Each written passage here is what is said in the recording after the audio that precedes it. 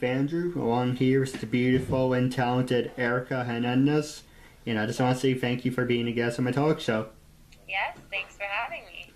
And for people who want to know, this is our very special interview because we're now in HD.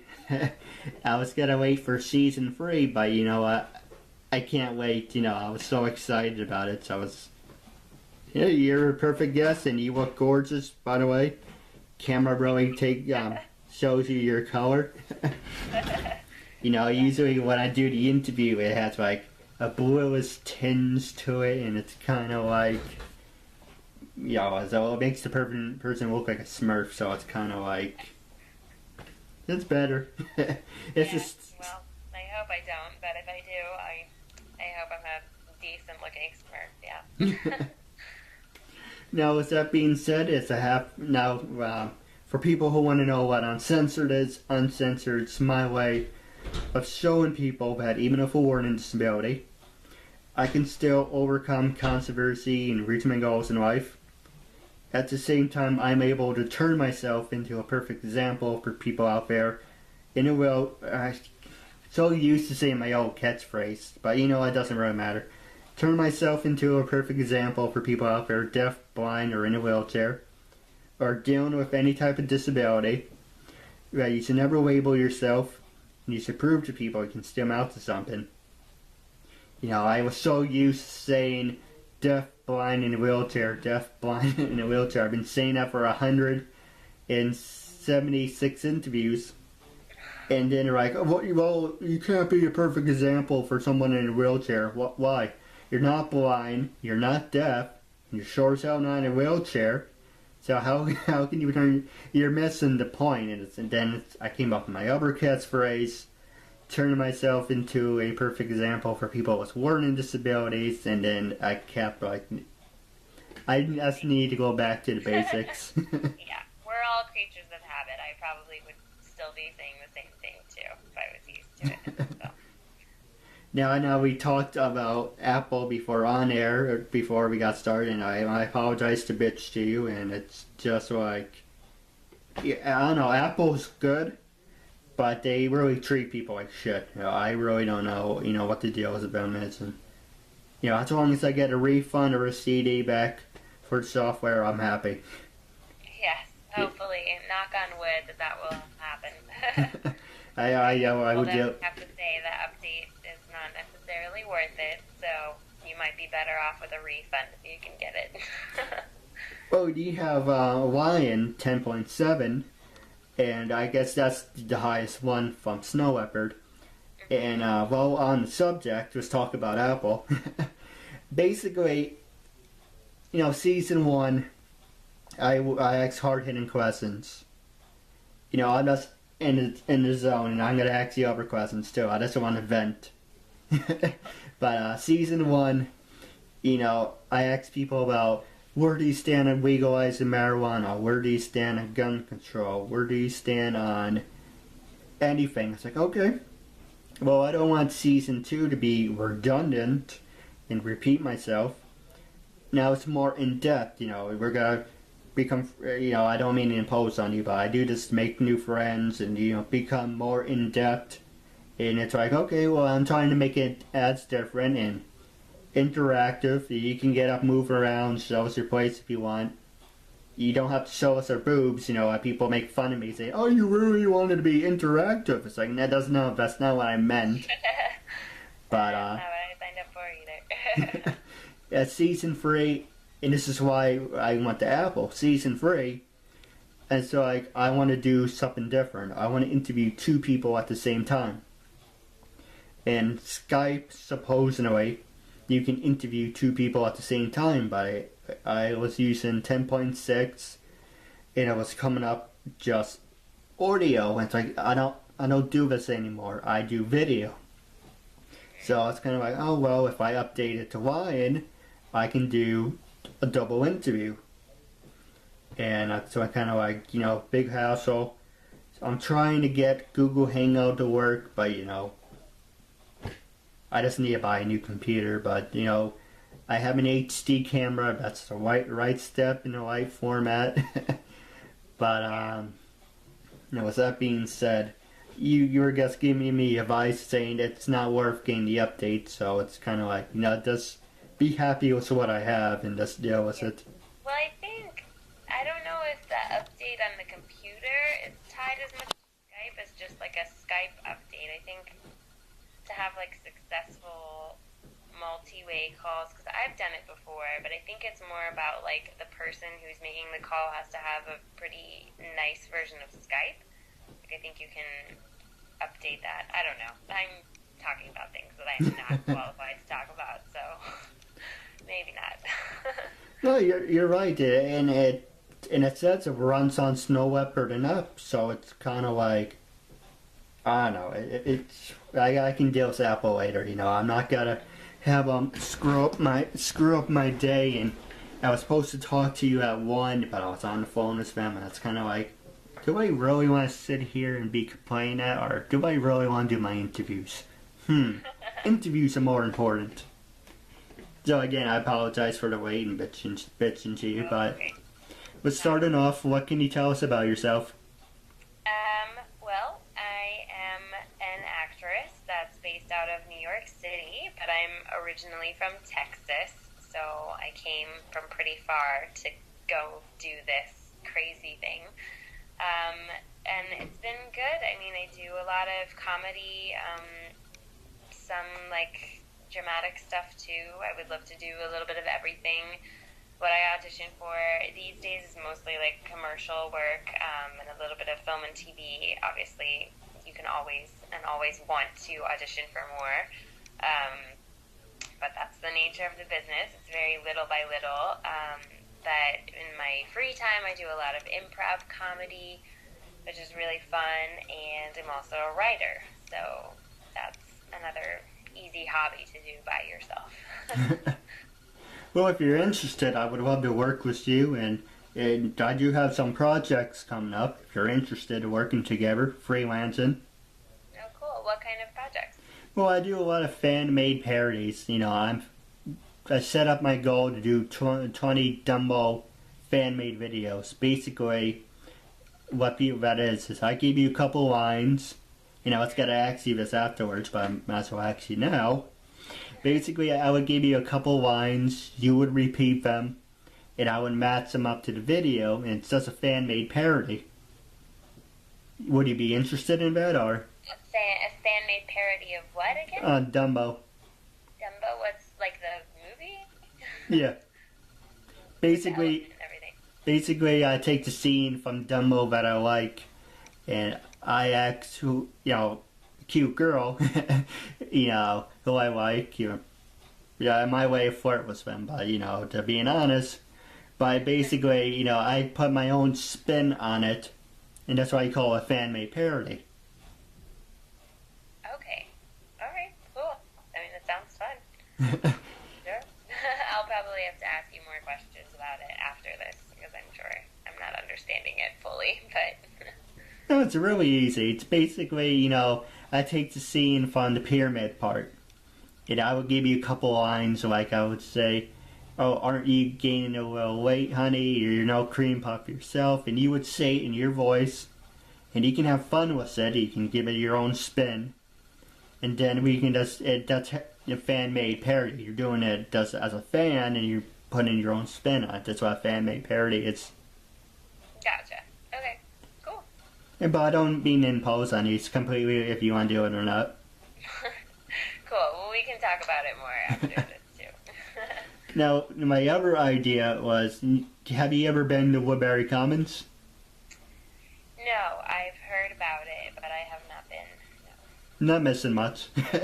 No? I used to work there.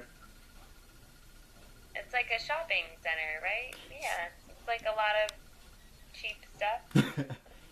Basically, it's a big tourist attraction. And they're making 200 more stores. Go figure. Most of those stores are closing, but how are they extending and being bigger? It's, ridiculous. I used to work over at North Face. I used to work over at Kiwi Toys. I used to work over at Skechers. I used to work over at US Polo. depends on the store, it's if you like it, that type of thing. But people think it's an outlet store. You're getting a good deal. And we're getting brand new things. That's not how an outlet works. An outlet, I'll give you a perfect example. I don't know if you can see it, this controller I'm holding it the best I can. You would think, it's brand new, I've never seen it before. Get a good deal, better than the city. No, if it has somewhat of a defect to it, if it has like a scratch on it, we don't get brand new things. We get like a year ago, 2 years ago. But if it has a scratch on it, if there's some kind of defect on it, then the outlets would say, okay, we're going to give you a good deal on it. So a lot of people think, let's go to Woodbury Commons, they have great deals, but it's like anywhere else. If you get like 50, 60% off, that's a great deal. But you go like 10, 20, 30% off, you can get that anywhere. So it's kind of like, you're not missing anything. But it's a big tourist attraction for Asian people. It's funny, you can go to Japan, you can go to China, England, because they all flock over the place. They all know Woodbury Commons. That's funny. Yeah, I want to say that I think I have a friend who lives in Europe that actually mentioned it to me once, so that makes sense. Now, where in New York, if you don't mind me for asking, where in New York are you from? Well, I'm not from New York. I'm from Texas. Well, I mean, like, where you stay in New York, that's what I meant. Oh, what area do I live in? Hell's Kitchen. Heard of it. And there's a restaurant, two of them actually. Yeah, one's named Taz, and the other one's named Bubba Ray Dudley. I don't know of either of those, but I guess I'll have to check them out. Well, are you a wrestling girl, or are you not into wrestling? Wrestling? Yes. Oh, not really, no. There you go. But basically, they're New York born, and they're from the same area. Do what? Oh, they were born and raised in New York, so Yeah. they always talk about it. Now, the other question, the reason I'm bringing it up is because we're both New Yorkers. Well, you're more of a New Yorker than I am, because I'm an hour, Hell's Kitchen, that's near Brooklyn, right? No, it's in Manhattan. It's Midtown. It's Midtown Manhattan. Alright, so that's like an hour and a half, hour 45 minutes. Just saying if you ever want to hang out. It's an hour and a half, hour 45 minutes. I came up with the idea of doing, and this is the next point I was going to ask you, is have you ever gotten a chance to do one of those human pyramids, or are you not a human pyramid girl? I mean, I guess I've done one. It's probably been a really long time. I think the last time we did them were, gosh, I don't know, whenever I was doing sports probably. So it's definitely been a while, but I'm not against it, no. I think I would probably end up somewhere in the middle or the bottom because I'm a little taller than most people, so. I love that stuff. I know I'm a loser. No, it doesn't make you a loser at all. I think it's fun. I just haven't had, I think the other thing is New York City does not have a lot of space, so right. It's like no one's really going to be like, oh, let's do a pyramid. There's like nowhere that you could do that. The reason I came up with it, why I'm going to ask you, because I interviewed a couple girls from New York City, and I was like, well, I love to do the whole pyramid thing, and I know I'm a loser. And it's like, well, why not set a record?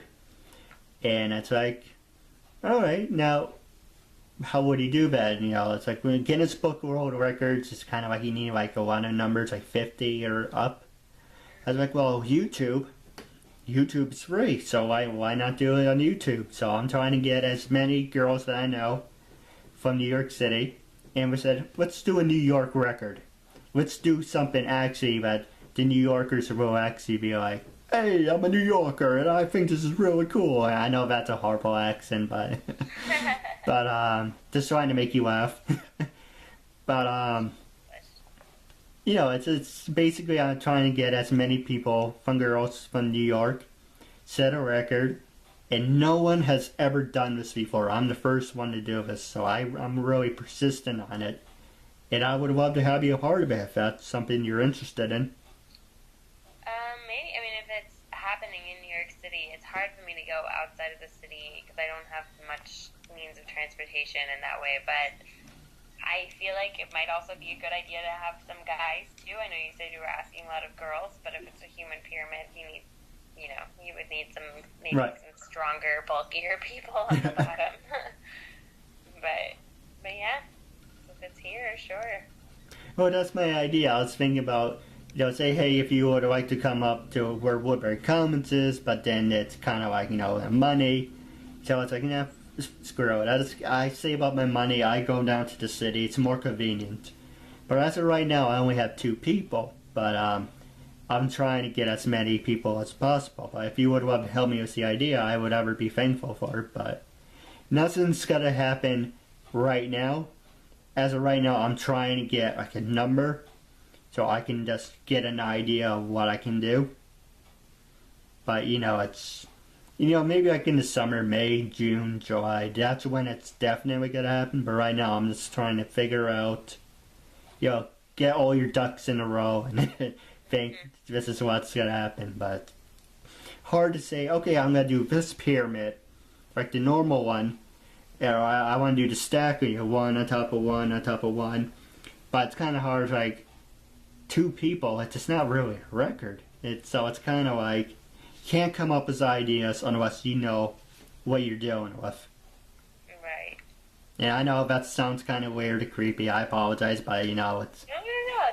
It makes sense that you want to plan it in advance. But that's a hard thing to plan because it involves a lot of people. Like, I probably would not be able to plan that, but I hope it works out. Well, if you're okay with that, I would like to add you to the list, but at least I can get like an idea of, where to stand. But we can talk about that afterwards, and I don't mean to impose on you. I apologize. No worries. And the next question I was going to ask you, going back beforehand, it's to sports. Did you ever do any sports when growing up, and did you ever want to become a professional? Did I want to become a professional? No, but I did do sports growing up. I did, I did cross country and volleyball, and swimming. But I had really bad allergies as a kid, so when I was growing up, probably until I was like 12 or 11, I almost couldn't go outside during the sports seasons because my allergies would get so bad, and so that's kind of what got me into theater and acting, was because I had to do something still. Like, my parents needed to have an activity for me, but it couldn't be a sport because of my allergies, so I was like in dance and theater and singing classes, and then they got a little better, and in middle school you're required to like do something, so I think I did cross country.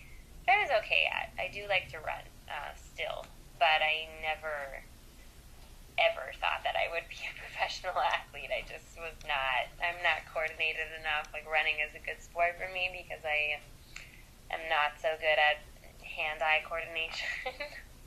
No, I'm the same way. But yeah, it's not for everybody, and I can definitely do it if I practice and take time, but I've never felt particularly motivated to because, I don't know, I have other priorities, I guess. But well, I bet you can do laps around me. I'm not really a runner. Well, I'm a little out of shape because it's winter and it's so cold that I am not as motivated to run right now, but come summer I should be pretty in shape, so. I was looking at my yearbook. Do what? No, sorry, I didn't mean to interrupt. Oh, no, I never did long jump. That was all more like track and field, which I did a little bit of, but I was better at long distance running than those like short sprints. No, because I was looking at my yearbook and I was like, if this is a sport, why are the girls in the water? I know a guy fantasy, a hot girl in the water, getting dirty, yada yada. But it's like, if this is a high school sport, if you want to go swimming so bad, just go in the swimming pool. It's like, but they're outside, they're in a track and field, and I had no idea. If I find a picture of it, I will send it to you. But maybe they were just. I mean, maybe they were just swimming after running. I don't know. Or it was like a triathlon. supposedly it was track and field. There's something about that. I don't think you would swim ever in track and field. But if it was a pool, if it was like a sand pit, then I don't know. Yeah, that makes more sense. Yeah. Now the next question, and you can ask me anything you want, but one more easy question is when you started acting, who motivated you, and was there any famous people you had a chance to work with or plan on working with? Well, when I first started acting, I was really small. I was mostly just like community theater stuff in Texas.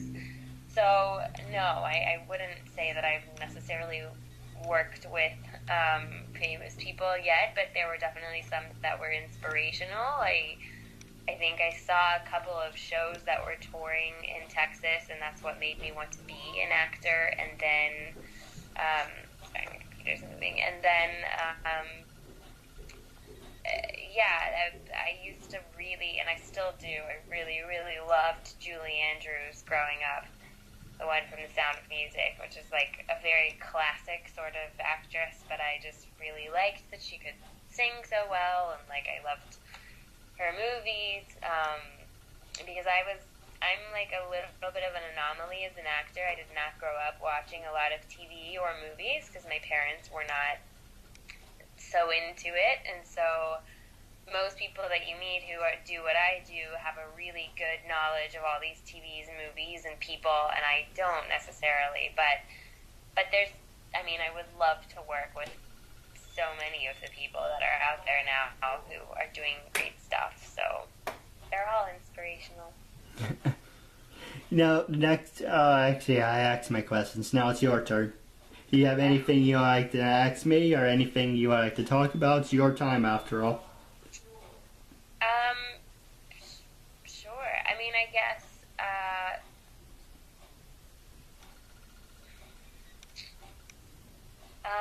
well, what interested me about doing this is that,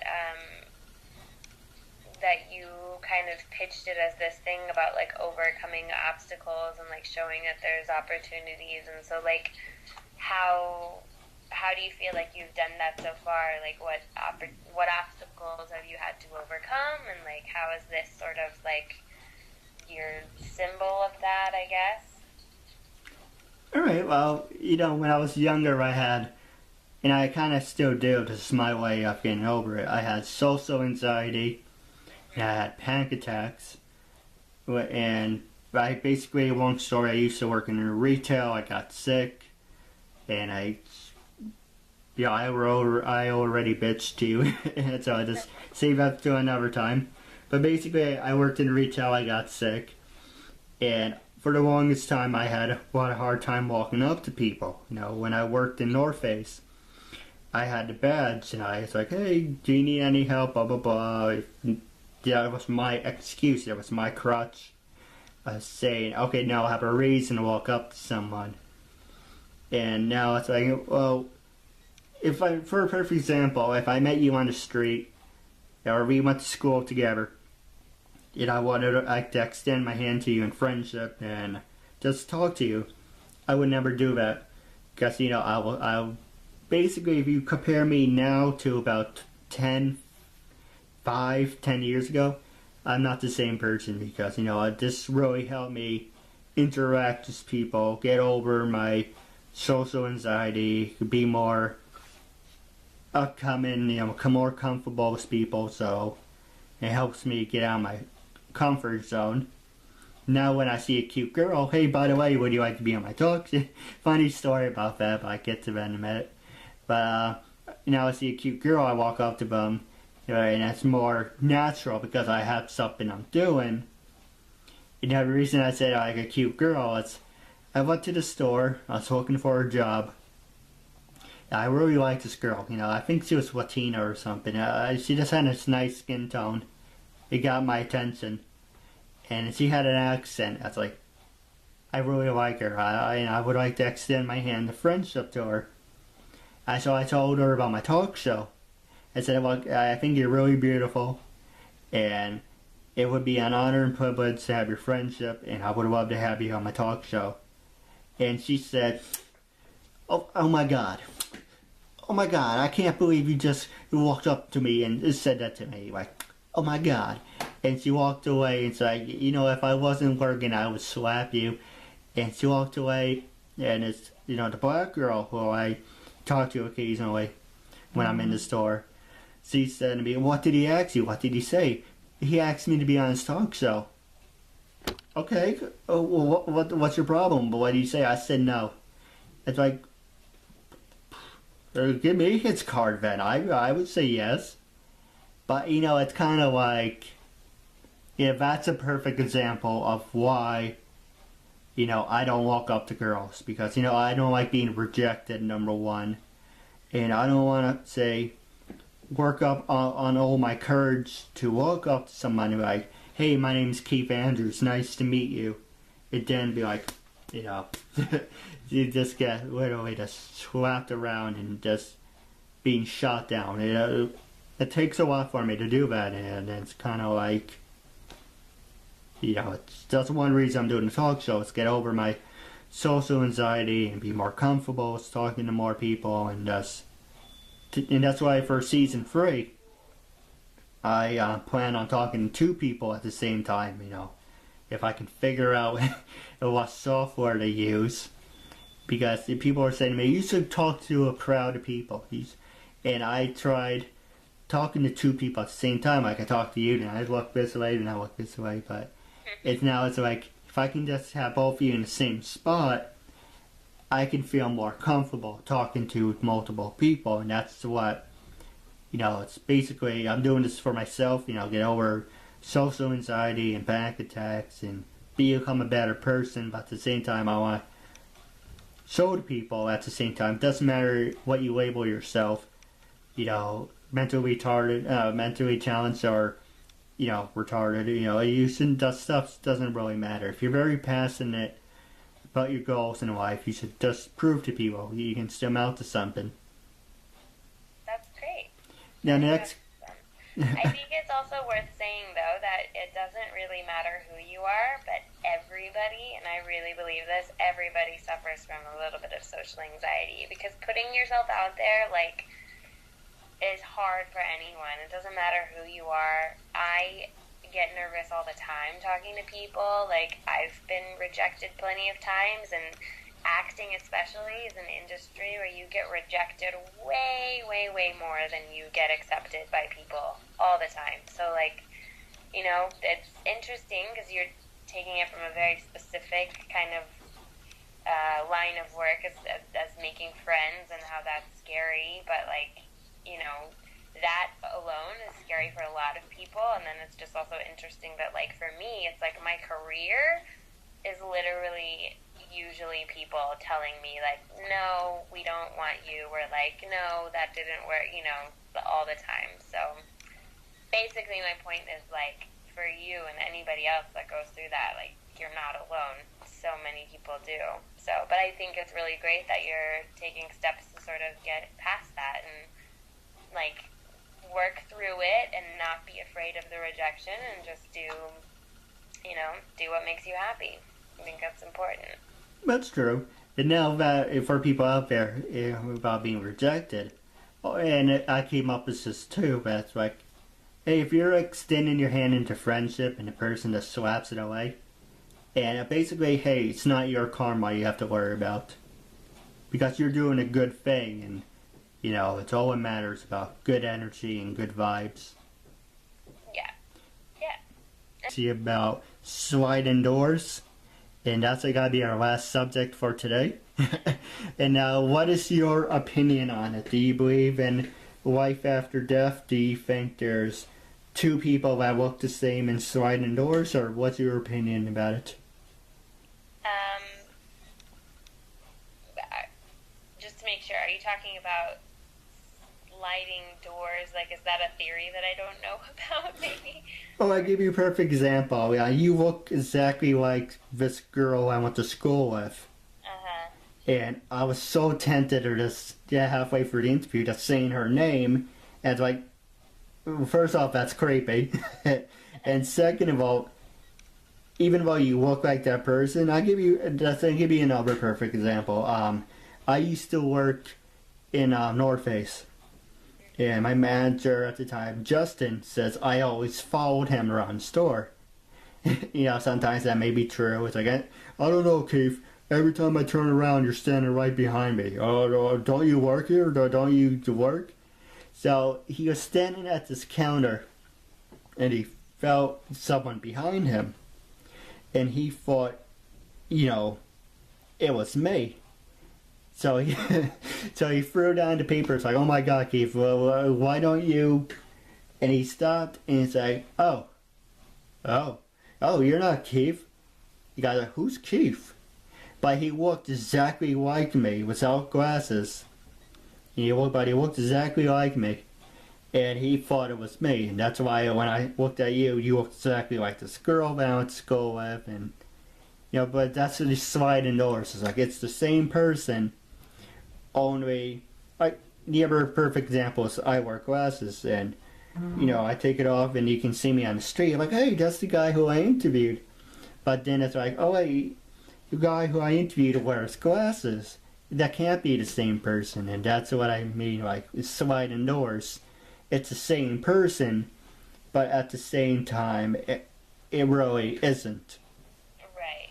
So just like people that look very similar to other people. I mean, yeah, that happens all the time. That's why they have, like, doppelgangers. Like, I used to, I have a face that I think that happens quite a bit to me. People will always tell me that I look like someone they know, or, I think that's the curse of having brown hair and, like, I don't know. But,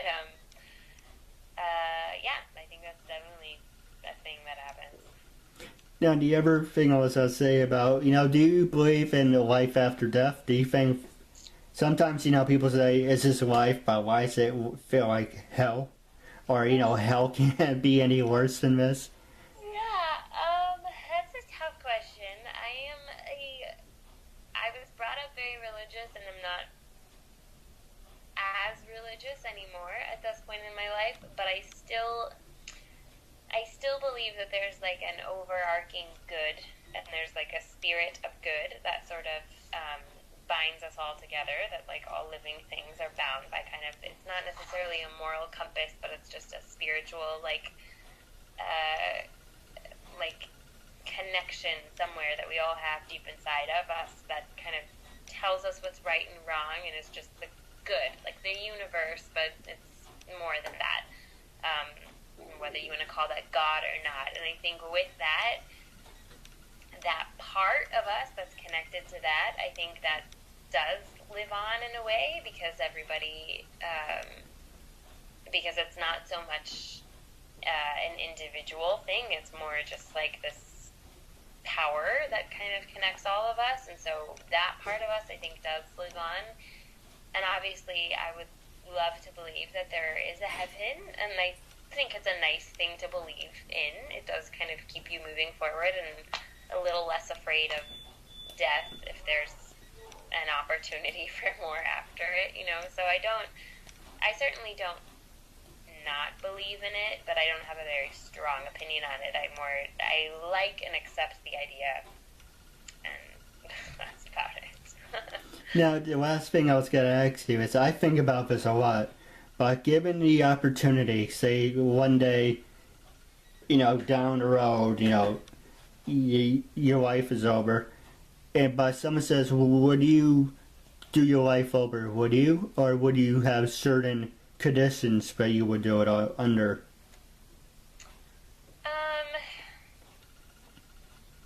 You know what? No, I wouldn't do my life over, because I think there's a little bit of harm in knowing too much, and I think there's something really nice and happy about being innocent. Obviously, everybody has regrets, and I certainly have moments in my life that I was like, I really wish I had a second chance to do that particular moment over. But I think overall, there's so many good things about life that you wouldn't want to lose out on because you did something else differently, and then maybe that takes you down a different path. Like, there's just it could go so much bigger than you think it could to do life over. So I think I would rather have kind of, I don't know, the experience that I had and knew made me happy, you know. That's true. I'm like the same way, but at the same time, I do play with the idea about, if I do my life over, I want to know everything I know now, just to see how things play out differently. Like with the talk show, I would have done this a lot sooner, than later, and but like you said, it's a learning experience, and you take it as you can, but maybe. That's true. Now, with that being said, wrapping up, do you have anything you want to say to your fans and listeners? No, just keep plugging away at your dreams and, don't be afraid to go after them.